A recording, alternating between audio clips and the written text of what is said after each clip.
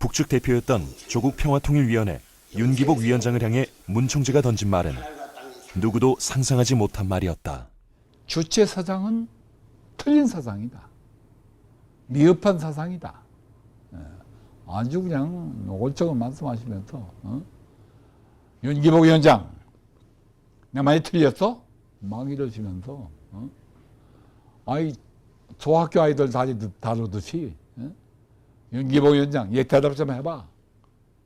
그래 주체성 가지고 남북 통일할 수 있겠어? 세계 통일할 수 있겠어? 안 돼. 어림도 없어. 당 지도자들 앞에서 노골적으로 주체 사상을 비판하였지만 김일성은 문선명 총재를 반갑게 맞이했다. 당시 북한은 북핵 사찰 문제로 국제적인 압박을 받으며 예민해져 있었고 남한과도 경색되어 있었다. 구독자 53만 명을 거느린 한국 굴지의 시사정치 유튜브 채널인 뉴스타운TV에서 2021년 3월 29일자 영상에서 흥미로운 주제를 다루었습니다. 그것은 바로 1985년 출간된 김인호 씨의 책 한 권 때문입니다. 제목은 서울로 오는 길이었습니다. 이 책에서 김인호는 1948년경 북한 공산당에 체포된 후 감옥에 들어가게 되었는데요. 그 감옥이 북한의 흥남 감옥이었다고 합니다. 그곳은 흥남 질소 비료 공장 특별 노무자 수용소입니다. 1927년 5월 일본의 대기업인 니치츠 콘체lum이라는 회사에 의해 조선 질소 비료 주식회사 흥남공장이란 이름으로 설립된 산업단지 내에 있는 수감시설이었습니다. 그 산업단지는 1930년도에는 황산 암모늄을 매년 48만 톤이나 생산했고 당시 직원이 무려 4만 5천 명에다가 가족까지 합치면 총 18만 명에 달하는 엄청난 규모로 발전한 곳이었습니다. 이후 1945년 해방을 맞이한 조선은 그 시설을 그대로 넘겨받았고 특히 흥남은 이북에 있었으므로 북한 정권은 공장을 운영하기 위해 그 단지 내 감옥에 있는 수감자들을 이용해 강제노동을 시켰습니다. 거기에 투옥된 김인호가 함께 복역 중인 통일교의 문선명 목사를 우연히 만나게 된 것입니다. 그 유튜브 채널은 그 영상 제목에서 문선명 목사가 김인호의 뜻밖의 감방동기라고 표현했습니다. 그리고 김인호는 이 감옥에서 기적적으로 살아남아 이후 남한으로 넘어왔고 그 남은 생애를 통해 책 몇 권을 썼는데 그 중에 문선명 목사와의 흥남 감옥의 생활을 기록한 책이 있다는 것입니다. 여기서 문선명 목사의 수감 생활을 기록한 그의 증언이 화제가 된 것입니다. 이 영상은 2021년 6월 15일 현재 조회수가 67,676회를 기록 중이며 이 영상을 보고 좋아요를 클릭한 사람은 7,400명, 반면 싫어요를 클릭한 사람은 고작 50명에 불과할 정도로 압도적으로 이 영상에 대한 호평이 지배적입니다. 댓글도 240여 개나 달리고 꽤 주목을 받고 있는 상황입니다. 과연 어떤 내용이길래 좋아요가 7,400개나 달렸을까? 문선명 목사를 언급한 부분을 한번 보시겠습니다. 평양교도소에서 만나다 뜻밖의 재소자 깜빵 동기 중에 한 분이 통일교의 문선명 씨입니다. 이 김인호 선생이 참 이 감옥에서 동기들이 이렇게 화려한 면면이 있다는 게 저는 재밌습니다. 뜻밖의 재소자 깜빵 동기 중에 한 명이 문선명 씨인데 문선명에 대한 언급은 능라도 여관이라는 책에는 여러분이 교보에서 구입할 수 있는 책에는 나오지 않습니다. 그것보다도 35년 전에 그러니까 나온 책 1985년도에 나온 책 서울로 가는 길이라고 하는 책에 등장을 합니다. 바로 이것입니다. 서울로 가는 길. 여기에 등장을 합니다. 서울로 가는 길에는 그래서 제가 확인을 해봤습니다. 서울로 가는 길에는 나오던 내용이 왜 능라도 여관에는 빠진 겁니까? 라고 김인호 선생한테 여쭤봤습니다. 그랬더니 이게 너무도 중요한 대목이라서 자기 깜빵 동기 문선명을 다루는 대목이라서 다음 기회에 다른 책에서 별도 책으로 낼까, 이런 활용할까 싶어서 그랬다라고 밝히셨습니다. 자, 여기에서 통일교 지도자 문선명 씨의 젊은 시절의 사진을 함께 보시겠습니다. 바로 젊었을 때 사진이 낯설기도 하고 친근한 연속성도 있고 뭐 그렇습니다. 이 젊었을 때의 문선명의 모습입니다. 자, 지금은 문선명에 대한 언급을 짧게 하겠습니다. 제 관심은 오해하지 마시기 바랍니다. 기독교에서 얘기하는 2단이다. 문선명이 2단이다, 3단이다 하는 논쟁과는 그건 제 관심이 아닙니다. 그분은 개신교에서 나와서 통일교로 가지를 쳐 나갔는데 그게 50년대 중반 이후로 알고 있습니다. 따라서 문선명 총재의 초창기 모습이 담겨있기 때문에 저는 굉장히 흥미롭게 봤을 따름입니다. 아는 이는 알듯이 문선명은 평안북도 정주 태생입니다. 정주. 1954년도에 서울에 와서 통일교를 창설을 했는데 이 통일교는 제가 알기에는 순결을 중시하는 가정윤리에다가 반공 사상을 결합시킨 거라고 알고 있습니다. 바탕에는 뭐 기독교 신앙이 깔려 있겠죠. 그런 문선명 특유의 반공 사상은 지금부터 언급할 북한 교도소 생활의 영향이 아닌가, 흥남 교도소에서 받았던 영향이 아닐까라고 짐작이 됩니다. 자, 그럼 책에 문선명을 대체 어떻게 그 표현을 했을까라고 궁금해서 제가 옛날 책까지 뒤져봤습니다. 김인호 선생은 저번에 방송에서 말씀드린 김하식 목사를 성자라고 표현을 했지만 문선명에 대해서도 감옥 안의 성자라고 또렷하게 표현을 했습니다. 감옥 안의 성자라고 표현을 했습니다. 직접 그거를 여러분과 함께 살펴보시도록 하겠습니다. 자, 중간 제목이 바로 감옥 안의 성자로 되어 있습니다. 그 밑에 줄을 친 거를 유심히 보시기 바랍니다. 저는 이 책을 빌려서 봤는데 제가 친 밑줄을 친 게 아니라서 좀 지저분하게 보일지 몰라도 많은 사람이 관심 있게 봤다는 뜻으로 이해하시면 좋겠습니다. 역시 문선명, 그분은 남다른 데가 많았다. 그는 항상 고든 자세로 앉아 있었는데 누구라도 피곤해 지쳐서 서로 기대고 벽에 비스듬히 기대서 앉아 있는 게 보통인데 문선명 선생만은 항시 정좌를 하고 있어서 앉음과 잠자리에 누운 태도가 분명했다. 심지어 그는 공산당 골수 간수들까지도 인정하는 모범수였다. 라고 이 책에 되어 있습니다. 저는 이 대목을 참 흥미롭게 봤습니다. 문선명의 경우 교도소가 보통 뭐 앉아만 있는 게 아니고 밖에 나가서 작업하러 끌려 나가는데 교도소 작업할 때도 군말 없이 잘했지만 새벽에는 다른 재소자들보다 한 2시간 정도 일찍 일어나서 묵상과 기도를 올리는 등 종교인의 모습도 한결 같았다고 합니다. 그 금쪽 같다는 잠자는 시간을 그만큼 할애한 것부터 예사일은 아닙니다. 실은 문선명만이 하는 새벽 냉수육이라고 하는 것도 그 누구도 따라하기 힘든 일로 책에 서술이 되어 있습니다. 보통 재소자들은 탄광일을 한 다음에 교도소에서 제공하는 그 더러운 물, 반식응창물이라고 합니다. 그 더러운 물에 어쩔 수 없이 목욕을 하고 땀을 닦고 해야 되는데 문선명만은 그걸 거부했다고 합니다. 대신 먹는 물을 조금씩 아껴서 그걸 수건에 적셔두었다가 새벽기도 뒤에 깨끗이 몸을 닦는 일을 반복했다고 책에 소개가 되어 있습니다. 당시 문선명은 3년형을 언도받았다고 합니다. 제목은 사회혼란죄였다고 하는데 그거는 반동죄와 같은 제목이었다고 하는 게 김인호 선생의 회고입니다. 구체적으로는 1948년 그때 북한 지역에서 금지된 종교 활동을 했던 것이 바로 제목인 거로 알고 있습니다. 그런 문선명과 김인호 선생은 함께 출소를 합니다. 어떻게 같이 출소를 하냐면 흥남 지역에 수복된 다음에 국군과 미군에 의해서 수복된 다음에 극적으로 함께 풀려나서 생명을 건집니다.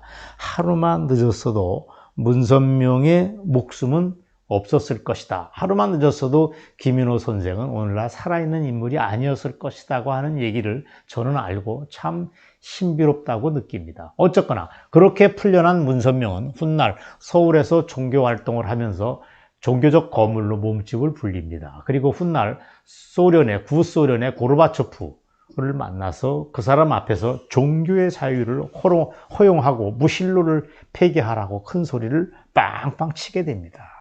북한의 흥남교도소에서 생사를 오가던 문선명이 그렇게 반세기 세월이 흘러서 이렇게 또 다른 운명을 개척했다는 걸 들으면 참 흥미롭게 짝이었습니다. 그리고 바로 그 이듬해 1991년도에 김일성을 만납니다. 그리고 그 면전에서 당신 주체 사상을 내려놓으라고 충고를 했다고 하는데, 저는 이 모든 게 통일교의 교리라든가 아니면 그 이후 반공산주의 운동이라고 하는 게 흥남교도소의 체험과 무관치 않은 것으로 보입니다.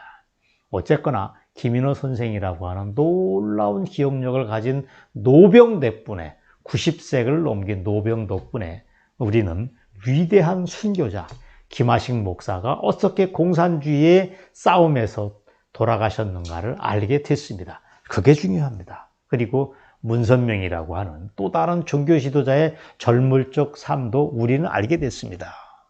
네, 그 힘들고 위험천만한 화학 비료 공장의 고된 강제 노동, 그 정신적, 육체적 고통 속에 굶주림과 각종 질병에 시달리면서도 주변 사람들을 모두 놀라게 하고 감탄시킨 문선명 목사의 감옥 생활. 김인호로 하여금 문선명 목사는 감옥 안의 성자라는 칭호를 붙일 정도였다고 하는데요. 김인호 씨는 이후 또 한 권의 책을 냈습니다. 그 책은 사선을 넘어 새 희망, 새 세계로라는 제목입니다. 이 책의 85페이지에서부터 91페이지에는 감옥 안의 성자 문선명 선생이라는 파트가 또 나옵니다. 여기서 저자는 흥남 감옥의 실상과 문선명 목사에 대해서 상세하게 다루고 있었습니다. 그 내용을 한번 읽어보도록 하겠습니다. 먼저 저는 이 책을 구하기 위해서 백방으로 찾아보았지만 찾을 수는 없었습니다.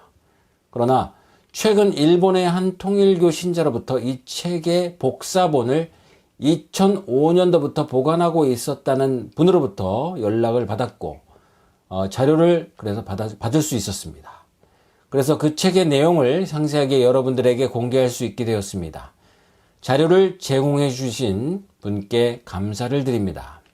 75페이지에는 흥남 비료 공장이라는 제목으로 시작됩니다.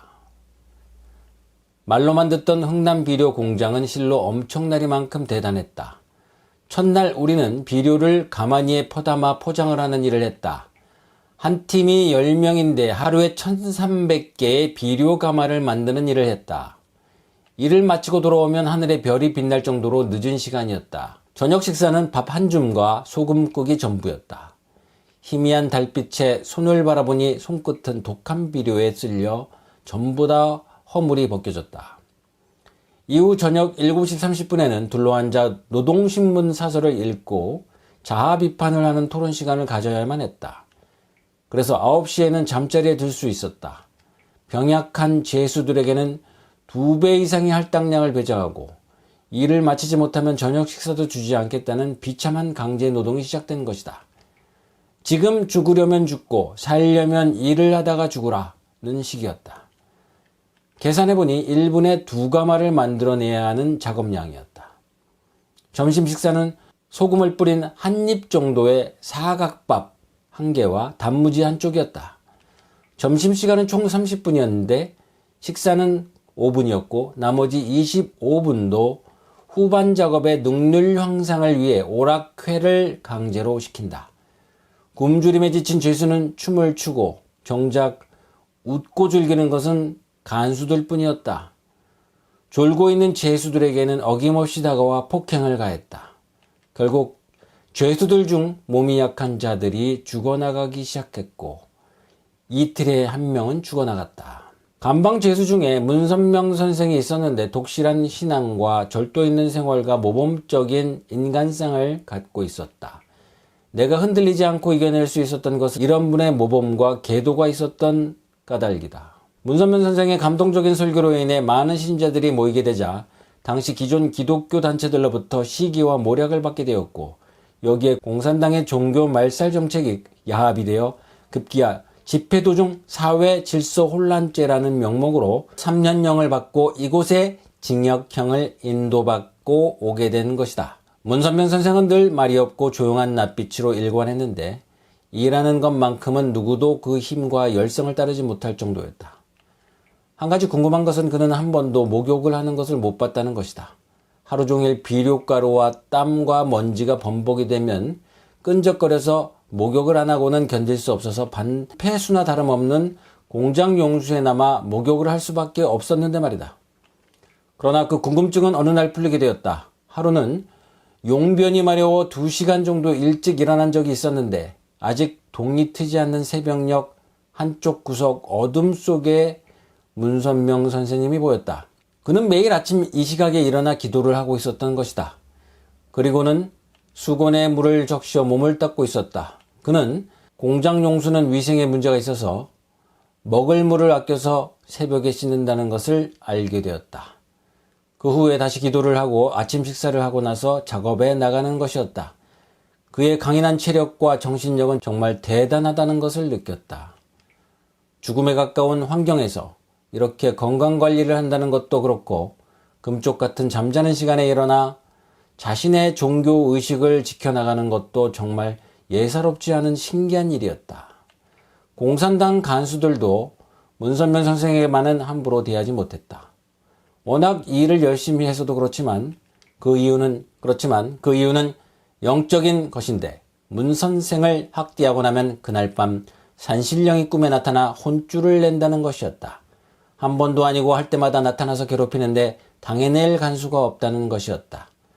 꿈을 꾸고 나면 다음날 문 선생이 그 간수에게 와서 어젯밤 꿈에 일어난 일을 마치 다 알고 있는 것 마냥 물어보니 간수들은 겁에 질려버린 것이다.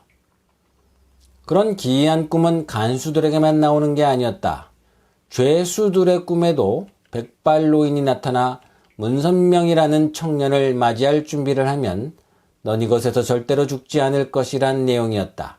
그래서 수용소에는 문 선생을 모시는 이들이 꽤 여럿이 되는 것 같았다. 한 가지 문 선생과의 재미있는 추억이 있다. 당시에 수용소 안에서는 먹을 것이 턱없이 부족해서 차입된 음식을 옆 동료에게 나눠준다는 것은 상당히 어려운 상황이었다. 그런데도 문 선생은 자기가 먹어야 할 식사를 나누어서 허기져 못 참아하는 옆의 동료들에게 나누어 주곤 하는 것이었다. 배고픔에 못 견디는 상황에서 미숫가루가 있다면 이것은 큰 재산이다. 미숫가루를 갖고 있으면 누가 훔쳐갈까봐 잠잘 때 미숫가루를 베고 자는 작전을 쓴다. 이건 아예 상식이 되어 있었다. 그러나 문 선생에겐 가끔 제자들로부터 차입해준 미숫가루가 있었으나 그것을 베고 주무시지 않았다. 정작 잃어버린 문 선생은 아무렇지도 않은 듯 하셨는데 주위 사람들이 서로 떠들썩하니 애를 쓴 끝에 범인을 잡고야 말았다. 그런데 문 선생은 도둑에게 야단은커녕 오히려 얼마나 궁했으면 그렇겠느냐 하면서 퍼다 먹으라고 미숫가루를 내맡기는 것이었다. 그러자 도둑은 얼굴도 못 들고 어쩔 줄 몰라 했다. 도둑을 잡아둔 사람에게 감사하다는 표시보다 도둑에게 어서 먹으라는 식이었으니 모두들 어안이 벙벙할 수밖에 없었다. 선생은 결국 주위의 다른 사람들에게도 나누어 주셨던 것이다. 여기서도 문 선생의 남다른 덕화가 감방 안의 사람들을 감동시키고 있었다. 그때 동료들 사이에서는 미숫가루 한 사발을 놓고 출감 후 땅 한 평과 바꾸고 콩 하나에 돼지 한 마리로 바꾸자는 이야기가 오고 갈 정도로 그곳 사정이 얼마나 비참했는지 짐작할 수 있을 것이다. 문 선생과의 흥남에서 헤어진 후 오랫동안 소식을 몰랐으나 나나 그나 그 생지옥에서 살아나왔다는 것이 얼마나 큰 축복인지 모른다. 나는 예나 지금이나 기독교도 통일교도도 아니기에 스스럼 없이 얘기할 수 있는데 흥남 감옥에서의 선구적이고 변함없는 언행과 인격은 두고두고 잊기 어려웠다. 1995년 다케다 요시오와 이케야 노부오라는 두 사람이 김인호 씨를 만나 인터뷰를 한 적이 있었습니다.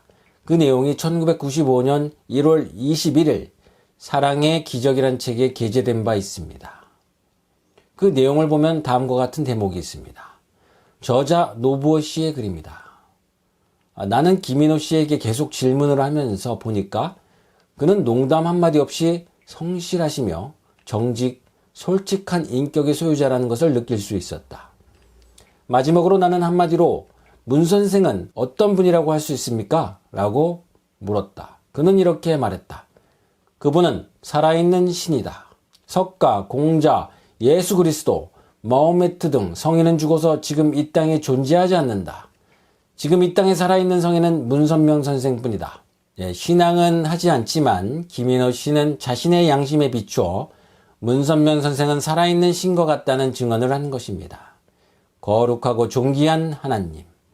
그 하나님은 늘 찬란한 천상천국에만 계실까요? 어쩌면 인간은 하늘나라가 아닌 흥남 감옥처럼 지옥과 같은 비참한 생활 속에서도 얼마든지 하나님적인 가치를 드러낼 수 있음을 문선명 목사의 삶을 통해서 발견할 수 있을 것 같습니다.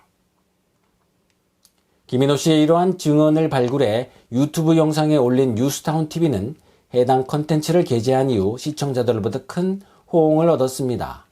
좋아요 7,400개, 싫어요 50개입니다. 통일교회 문선명 선생에 대한 부분이 담겨있는 이 영상에 대해서 많은 시청자들은 부정보다는 긍정적인 표시를 압도적으로 많이 해준 것입니다. 댓글도 240여 개나 달렸는데요. 거의 모든 댓글이 긍정적인 입장이었습니다.